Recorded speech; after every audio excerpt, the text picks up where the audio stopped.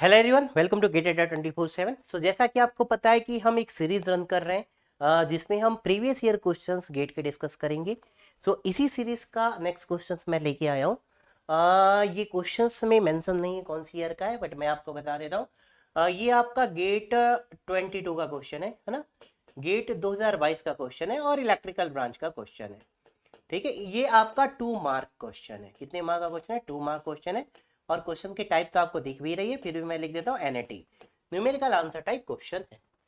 ठीक है, तो चलिए देखते हैं यहाँ पे हमें क्या बोला गया और हमें क्या निकालना है। तो आप देख सकते हैं the maximum clock frequency in megahertz आपको निकालना है। आप 4 स्टेज रिपल काउंटर, ठीक है, तो आपके पास एक रिपल काउंटर है। 4 स्टेज मतलब 4 बिट। तो आपके पास 4 बिट और ये रिपल काउंटर है। क्या है? रिपल काउंटर है। रिपल काउंटर का मतलब आप सभी को पता होना चाहिए।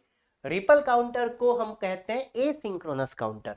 इसी कौन सा काउंटर है सर? ए सिंक्रोनस काउंटर है।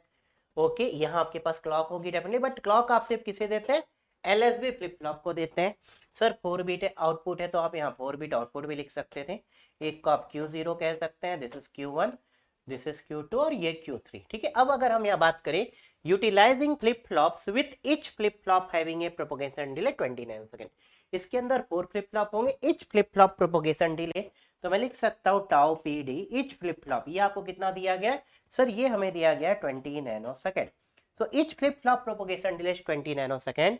सो आपको बताना कि maximum clock frequency, how much clock frequency maximum you can apply here. तो what will be this F clock maximum. So शायद ये हमें पता होना चाहिए, है ना, कि सर मैक्सिमम क्लॉक फ्रीक्वेंसी का फार्मूला ए सिंक्रोनस काउंटर के लिए क्या होता है और सिंक्रोनस काउंटर के लिए क्या होता है। सो अगर हम बात करें, आप चाहें तो ये भी लिख सकते हैं कि सर जो एप क्लॉक होती है ये maximum this is equal to 1 settling time. अब चाहें तो ऐसा भी लिख सकते हैं 1 settling time. And settling time को आप चाहें तो ऐसा भी लिख सकते थे सर जो एप क्लॉक मैक्स होगी, है ना, app clock less than or equal to होता है दिस टाइम, तो एप क्लॉक मैक्स हो जाएगा 1/टोटल डिले। आप इसे चाहे तो ऐसा भी याद रख सकते थे, है ना, आप चाहे तो इसे ऐसे भी याद रख सकते हैं। ठीक है, तो अगर हम बात करें ए सिंक्रोनस काउंटर में, हमें ये एक स्टैंडर्ड आंसर पता होना चाहिए कि सर जो मैक्सिमम आपको यहाँ पे जो Q3 मिलने वाला है, ये Q3 मिलने वाला है, इसका जो टाइम पीरियड होगा, मीन जब Q3 मिलने वाला है तो यहाँ हम ये कह सकते हैं कि सर जो टोटल डिले हमें मिलने वाला है, और यू कैन से सर मैक्सिमम क्लॉक फ्रीक्वेंसी होगी। सो एप क्लॉक मैक्स हमारे पास होनी चाहिए। App clock should be less than or equal to यहाँ होना चाहिए 1 number of flip flop, number of flip flop into propagation delay of 1 flip flop, into propagation delay of 1 flip flop. ठीक है, तो हमें रिपल काउंटर हो या asynchronous counter, उसके लिए फार्मूला डायरेक्टली पता होना चाहिए। ठीक है, मुझे लगता है आप सभी को डेफिनेटली पता होगा। तो यहाँ ट्रिपल काउंटर में आपके पास 4 बिट 4 स्टेजेस आपके पास फ्लिप फ्लॉप है, miss number of flip flop is 4। सो यहाँ आपका आंसर हो जाएगा सर एप क्लॉक हमें मैक्सिमम निकालना है। तो मैक्सिमम के केस में आप इसे इक्वल टू लिख सकते हैं। क्या लिख सकते हैं आप? इसे इक्वल टू लिख सकते हैं। क्या लिख सकते हैं आप? इसे इक्वल टू लिख सकते हैं। तो क्या हो जाएगा सर 1/4, और आपके पास प्रोपोगेशन डिले ऑफ इस flip flop is 20 nano second. तो क्या हो जाएगा आपका 1/80 nano second. So what will be the app clock max, हम यहाँ लिख सकते हैं सर हमें एप क्लॉक जो मैक्स मिलने वाला है, ये हमें मिलने वाला है दिस इज 1/80। सो नैनो का आप ऊपर लेके जाएंगे तो क्या मैं लिख सकता हूँ सर 1000 इंटू मेगा 10⁻6। क्या 1 नैनो को ऐसा लिख सकते हैं, ऊपर जाएगा 44 into 20, this is 80, this is 80। आपको आंसर मेगाहर्ट्ज में निकालना है। देखिए तो ये आपका मेगाहर्ट्ज हो जाएगा। ठीक है, तो यहां से आप इसे कैंसिल कर सकते हैं 100/8। क्या मिल जाएगा आपको? क्या मिल जाएगा? 100/8। सो 100/8 आपको क्या मिल जाएगा यहाँ से? ये वैल्यू आपको मिल जाएगी। आप देख सकते हैं यहाँ से अगर आप कैंसिल करेंगे तो ये 8 आपको मिल जाएगा, और यहाँ से आपको कितना मिल जाएगा? 12.5। तो आपको यहाँ से आंसर कितना मिल जाएगा? 12.5 मेगाहर्ट्ज। सो एप क्लॉक जो मैक्स आपको मिलने वाला है, सर एप क्लॉक मैक्स हमें कितना मिलने वाला है? 12.5 मेगाहर्ट्ज। कितना मिलने वाला है आपको? 12.5 मेगाहर्ट्ज।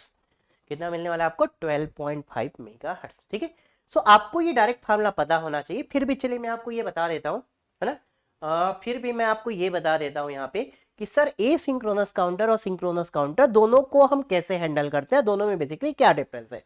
सो जब भी आपको ए सिंक्रोनस काउंटर दिया जाए, ठीक है, जब भी आपको ये ए सिंक्रोनस काउंटर दिया जाए तो सपोज हम एज्यूम करते हैं यहाँ 4 स्टेजेस दिए गए थे।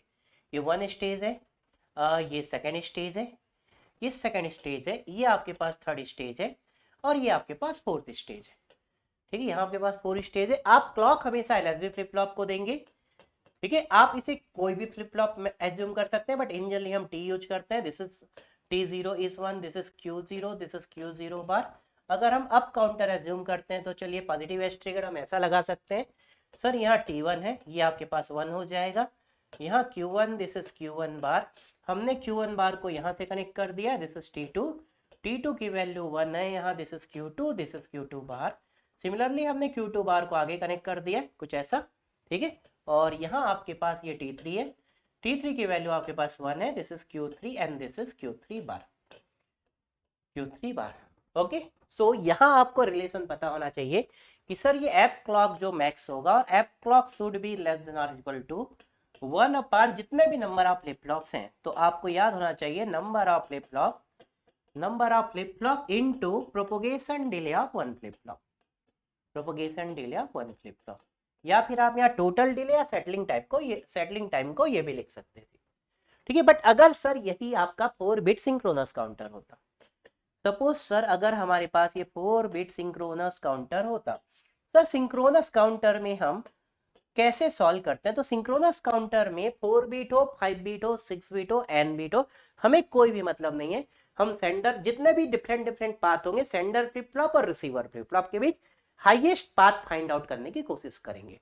यहाँ जितने भी आपके पास 4 स्टेज हो, 5 स्टेज हो, तो हम सेलेक्ट करेंगे एक सेंडर रिसीवर, जितने नंबर ऑफ पाथ है टोटल नंबर ऑफ पाथ निकालेंगे, उनमें जो भी लॉन्गेस्ट पाथ होगा, तो जो भी लॉन्गेस्ट पाथ होगा आप वहां लिखेंगे उसका जो टी क्लॉक है, that T clock should be greater than और इज इक्वल टू, आप यहां लिखेंगे sir propagation delay of sender flip flop, है ना, सेंडर फ्लिप फ्लॉप। तो एक फ्लिप फ्लॉप का ही प्रोपगेशन डिले लगता है। अगर सभी फ्लिप फ्लॉप के प्रोपगेशन डिले सेम है तो propagation delay of 1 flip flop, sender की जगह क्या हो जाएगा, propagation delay of 1 flip flop.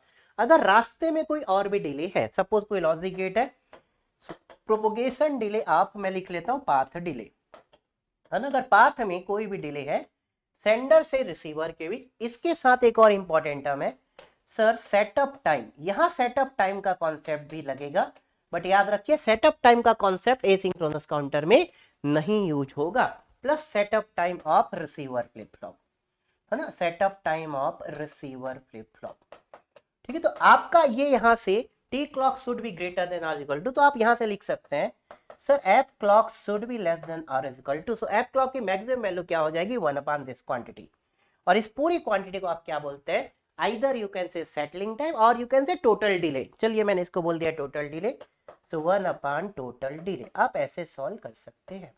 और टोटल डिले में क्या है, यहां number of flip flop into propagation delay of 1 flip flop, यहां propagation delay of 1 flip flop. अगर कोई लॉजिक गेट है, जरूरी नहीं हो, मान लेते हैं नहीं है, लेकिन इसके साथ एक और टर्म आएगा setup time of receiver flip flop. अगर सभी फ्लिप फ्लॉप के सेटअप टाइम सेम है, so propagation delay of 1 flip flop plus setup time of 1 flip flop.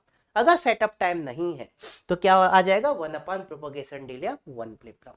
तो याद रखेंगे एसिंक्रोनस काउंटर की maximum clock frequency is inversely proportional to number of stages और number of flip flop, and here this is independent of number of flip flop.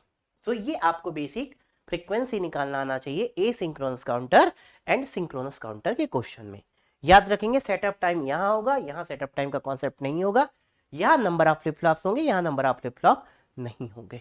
Clear है, मुझे लगता है कि बहुत सिंपल सा क्वेश्चन था आपके पास, और यहां हमें आंसर मिला है 12.5। ये रेंज में, तो रेंज में आप 12.3 से लेके 12.7 सब, तो ये रेंज मुझे लगता है ये रेंज आपको दी गई थी यहाँ 12.3 से लेके 12.7 के बीच, बट आपको तो एग्जैक्ट आंसर लिखना चाहिए था 12.5, क्योंकि यहाँ आंसर ऊपर नीचे होने के तो कोई भी पॉसिबिलिटी नहीं है। तो एक बहुत सिंपल सा क्वेश्चन था, इजीली मुझे लगता है यहाँ से 2 मार्क्स गेन किया जा सकता था। ठीक है, तो बस आप ऐसे ही बने रहिए, और इस सीरीज पे हम और डिफरेंट प्रीवियस ईयर अच्छे क्वेश्चंस लेके आएंगे, और इससे आपके धीरे धीरे कॉन्सेप्ट और इंक्रीज होते जाएंगे और you will get some kind of region. ठीक है, तो मिलते हैं फिर नेक्स्ट वीडियो पे हमारे प्रीवियस ईयर क्वेश्चंस के साथ। Thank you, take care, bye bye and जय हिंद।